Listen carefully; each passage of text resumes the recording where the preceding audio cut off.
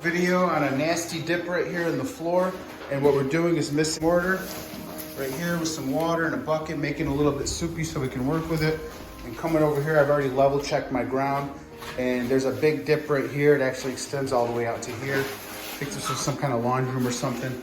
But what I'm doing, just showing you guys real quick, make sure you got a straight board, and all you're doing is going back and forth like that until it's straight. You can put your level on it real quick. Right here. You can put mesh in here if it's going to be real thick, but you guys can see how it's going to be. It's going to be nice and level when I'm done here. If you want to put some lathe mesh screen, they do make that. They were actually out of it, and I'm not going more than 2 or 3 inches, and I'm on a cement slab, so I don't really have to have it. So we're just going with this. It's going to be real nice and smooth. We'll be able to put vinyl plank flooring, carpet, or whatever we want. Won't be no shifting in this one. So if this video helps you out, give me a thumbs up. Thanks for watching.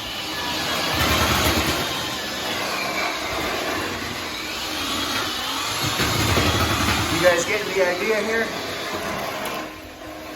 Double handy to manipulate it and put mortar where you need to put it. See what's happening here?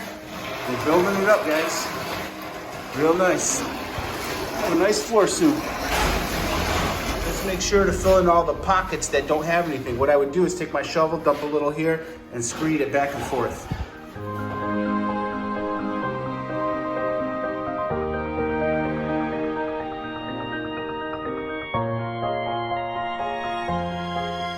Let's see what's going on. This is the end result right here. It's beautiful. Finished job. I'll be able to put padding and carpet in this room. Mission accomplished. They wanted $3,000 to level this floor. This is done. I hope you guys learned something. Just give me a thumbs up if I helped you out. That's all I ask. It helps me out. You don't have to subscribe or nothing like that. Peace out.